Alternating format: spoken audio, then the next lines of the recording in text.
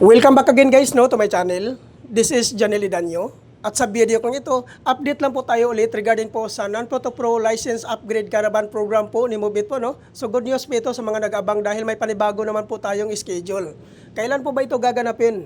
Gaganapin po ito guys sa November 8, 2025 po.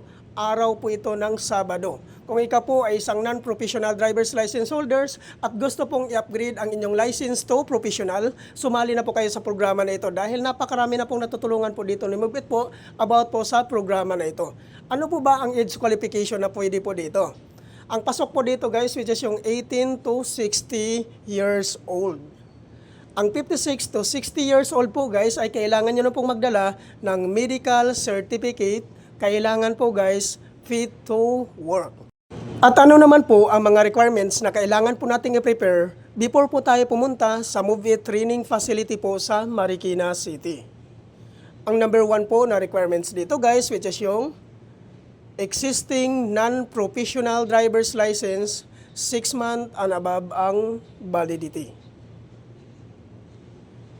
Number 2, motorcycle ORCR. Number 3, NBI clearance. Number 4, 2020 and above motorcycle year model. Number 5, BIR tax identification number or TIN number. Number 6, 1,000 license down payment. Ang ibig sabihin po guys ng 1,000 license down payment po, ito po yung gagamitin natin na pambayad po doon sa medical at sa LTO processing po. So yan po yung ibig sabihin po ng 1,000 license down payment po natin, no? At number 7 naman po, kailangan po no LTO violations. Ano naman po ang ibig sabihin ng no LTO violations? Guys, lahat naman po tayo na may hawak po ng mga license po, no, ay meron naman po tayong LTMS portal account or sa madaling salita po, LTO portal. So lahat naman po tayo meron po tayong LTO portal. I-check nyo na lang po ang inyong LTO portal kung meron po kayong violation doon. So yan po yung ibig sabihin po guys, no, ng no LTO violations po, no.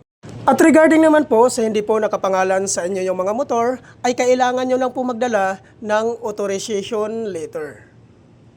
Hingian nyo po ng one valid government IDC owner, ipotocopy nyo po, at papirmahin nyo po ng 3 beses. At tungkol naman po doon sa mga secondhand po na pagkabili ng kanilang mga motor, ay kailangan nyo lang po magdala ng deed of sale. Kailangan po guys, nakanotarize po yun. So yan po lahat ang mga requirements na kailangan po nating i-prepare before po tayo pumunta sa Move It Training Facility po. Take note lang po guys, limited slot lang po ito. 400 applicants lang po ang tinatanggap po dito. Kaya po wag nyo na pong sayangin ang pagkakataon na ito. Pumunta lang po kayo sa Move It Training Facility po sa Marikina City. Saan po ba ito matatagpuan? I-pin location nyo lang po guys sa inyong mga Google Map ang Grab Warehouse Marikina. At doon nyo na po matatagpuan sa loob po ng Grab Warehouse Marikina ang Move It Training Facility po. Sana po guys nakakatulong po ito ang update ko na ito sa inyo.